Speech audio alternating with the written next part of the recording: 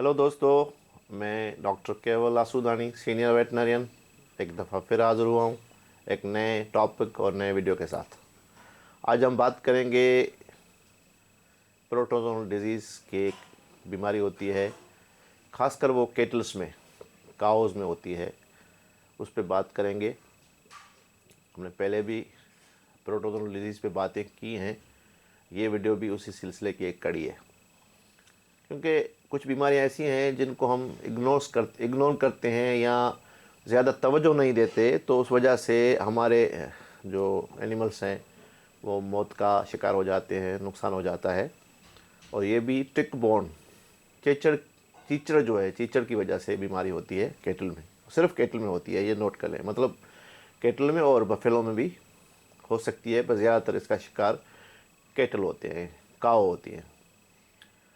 तो चलिए हम बात करते हैं। इससे पहले मैं गुजारिश करता चलूं कि मेरा चैनल सब्सक्राइब करें, बेल आइकन को ज़रूर क्लिक करें ताकि आइंदा आने वाली वीडियोस आप तक पहुंचें।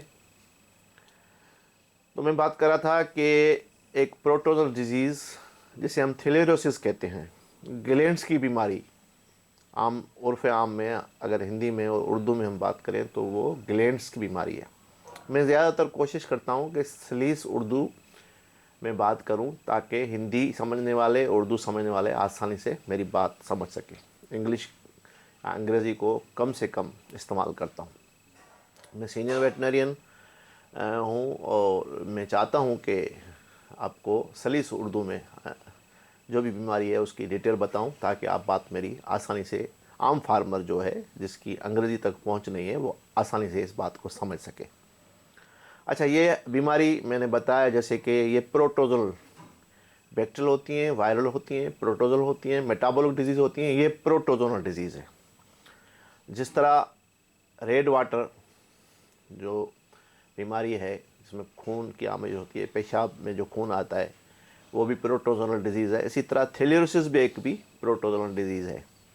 अच्छा, ये उस इलाके में, उस एरिया में ज़्यादा होती है जहाँ पे चीचड़ ज़्यादा होते हैं, और ख़ासकर चीचड़ की पैदावार जो है, चीचड़ों की पैदावार, टिक्स की जो पैदावार है, वो गर्मियों का जो मौसम है, मतलब आप मई मार्च से लेकर जून जुलाई इवन अगस्त तक जो है ना, हमारे यहाँ, हमारे जो इंडो पार्क में जो मौसम है, इसमें चीचड़ों की तादाद बढ़ती है उनमें, क्योंकि उनकी अफजाइश ज़्यादा होती है।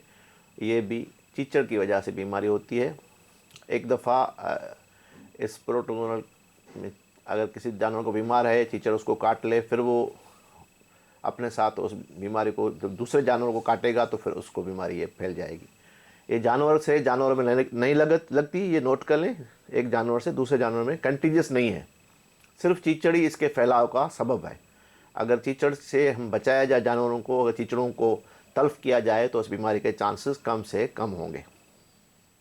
अब आते हैं, पहले मैंने रीज़न बताया कि चीचड़ है, अब आते हैं कि इसका कैसे हमें पता चले कि बीमारी हो गई है। जानवर कमज़ोर होते हैं, जानवर पेल जैसे जांडस हो जाती है, मतलब फैलने में बीमारी को स्लोली, ये जो है ना, 1 महीने से 2 महीने, जब चीचड़ काट लेता है तो 1 से 2 महीना लगता है इस बीमारी को ज़ाहिर होने में।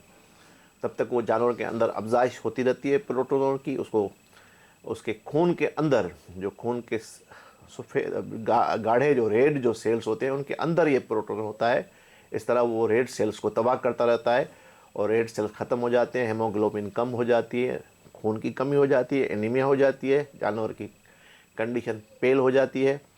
शुरुआती तौर पे हम जो छोटे पेशाब की जगह जो वल्वा होते हैं, जो लिप्स होते हैं, उनको अगर अच्छी तरह खोल के देखेंगे तो उनका कलर डिसकलर हो जाए, मेन जो इंडिकेशन है, ये मैं बता रहा हूँ।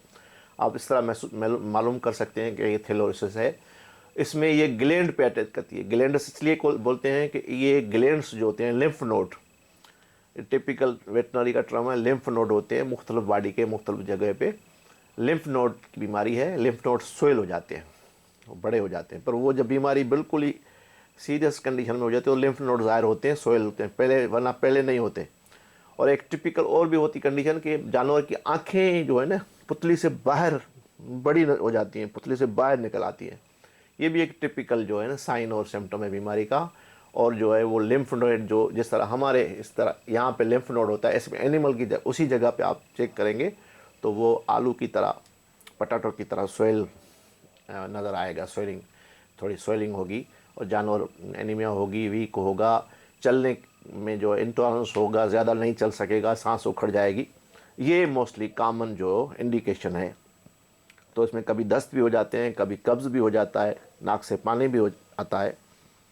और ये बीमारी, एक बात और भी नोट कर लें, ये इंडिजिनस मतलब हमारे लोकल जो गायों हैं उसमें बहुत कम इसका असर होता है पर कम होता है। ज़्यादातर जो क्रॉस ब्रीड हैं, फ्रीजन है, ऑस्ट्रेलियन ब्रीड हैं, जो बाहर की ब्रीड हम पालते हैं, उनमें ये कॉमन है, उनमें इम्यूनिटी कम है इस बीमारी के ख़िलाफ़, वो जल्दी बीमार हो जाते हैं। और छोटे बछड़े जो है वो पैदा होने के दौरान 2 से 3 महीने के अंदर भी उनमें ये शदीद किस्म की बीमारी ज़ाहिर होती है।